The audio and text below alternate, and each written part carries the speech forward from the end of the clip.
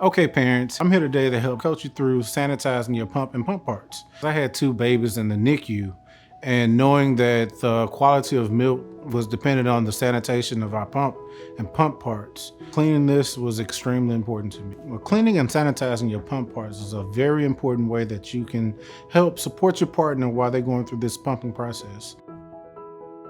So let's get started. First step in this process is just making sure that you have a clean pump.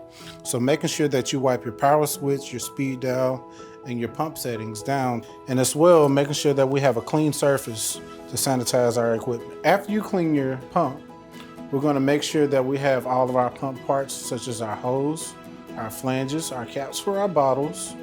We have our membrane, we have our valves, and we have our connectors, as well as the bottles that we've emptied the milk from.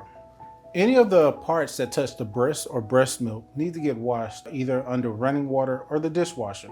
You want to make sure that you use a specific basin just for your pump parts instead of using the sink.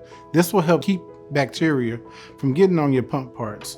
And when cleaning the pumps, you want to make sure that you have a brush that's specifically for these pump parts, because you don't want to use anything that you used for the barbecue grill last week. The first step is to fill the wash basin with hot water and soap. Next, you're going to add your pump parts in and then run some warm soapy water over them to clean them. After you rinse your parts, you're going to make sure you put them on a specific drying rack just for your pump parts. You can also clean these parts in the dishwasher.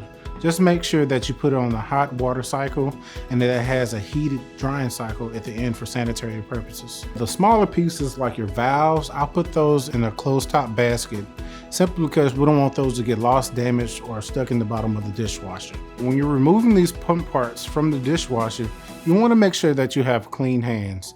And if there's any moisture left on these parts, make sure that they sit on the rack to air dry.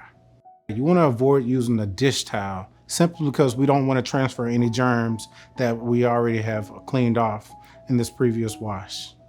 In some cases, if you get milk in your tubes, you may have to clean those. So you would want to use some warm soapy water, and whenever you're done, you're going to rinse them in cold water. And after that, we're going to shake them dry, free of any moisture or water droplets. And then we're just going to simply hang them over the cabinet to dry. Another way to get that extra moisture out of your tubes, you can actually attach them to the pump and let it run for about 1 or 2 minutes. Okay, so that's cleaning your parts. Now, every day, you'll want to sanitize your pump parts. And there's 2 ways to do so.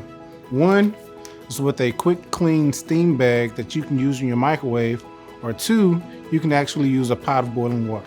With this quick clean bag, you make sure that you use clean parts after you wash. You don't have to let them dry, but you do not want to load your membranes or pump tubes in this bag because they will melt. When measuring your water for your bag, you can actually use the pump bottle to measure out 2 ounces. Depending on your setting is going to determine how long this bag stays in the microwave. So just make sure you read the back of your bag to help determine how long this bag needs to stay in there for your parts to be sanitized.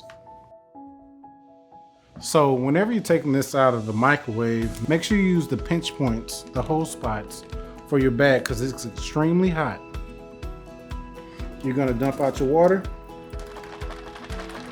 And for any extra water that's left on your parts, you're going to make sure you place them on a drying rack for these to dry.